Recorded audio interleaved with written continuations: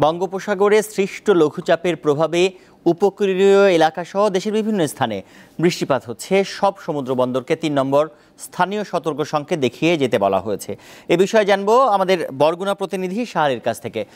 শাহালি, আপনি নিশ্চয়ই আমাকে শুনতে পাচ্ছেন, আমাদেরকে জানাবেন এই মুহূর্তে আপনার যে বরগুনার যে জনজীবনে লঘুচাপের প্রভাব আসলে কতটা পড়েছে আর বৃষ্টিপাত সেখানে কেমন হচ্ছে।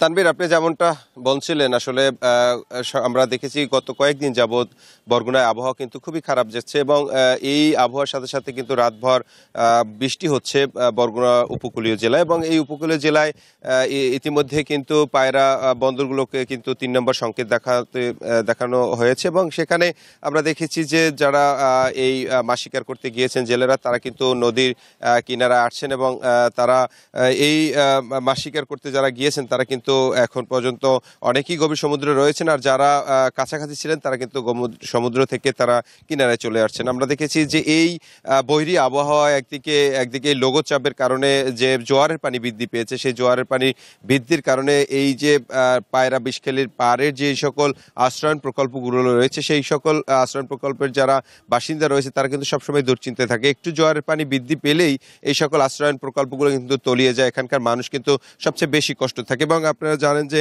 এই ঘূর্ণিঝড় রেমালের পরে যে সকল বেড়িবাঁধগুলো বিধ্বস্ত হয়েছে, সেই সকল বেড়িবাঁধগুলো কিন্তু এখন পর্যন্ত নির্মাণ করা হয়নি, যার কারণে একটু জোয়ারের পানিতেই সেই সকল এলাকা প্লাবিত হয়ে যায় এবং প্লাবিত হয়ে যায় যে এখানে যে মাছের ঘেরগুলো রয়েছে সেগুলো কিন্তু প্লাবিত হয়েছে, আমরা খবর পেয়েছি। এছাড়া আমরা দেখেছি যে এই লঘুচাপের কারণে যে জোয়ারের পানি বৃদ্ধি হয়েছে, এই জোয়ারের পানি বিপদসীমা অতিক্রম করে সেগুলো দেখেছি শহরের মধ্যে যে ছোট ছোট যে রাস্তাগুলো রয়েছে সেগুলো কিন্তু প্লাবিত হয়েছে।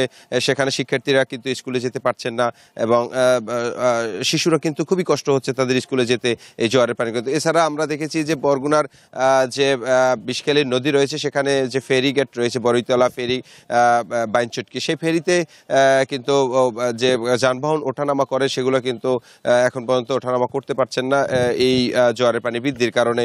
সেখানে কিন্তু যানজট লেগে আছে এবং এই গুমুট যে আবহাওয়া, বর্তমানে বৃষ্টি না হলেও গুমুট অবস্থান রয়েছে এবং ভারী বৃষ্টি হয়েছে রাতভর। আমরা দেখেছি সকালেও কিন্তু বৃষ্টি হয়েছে।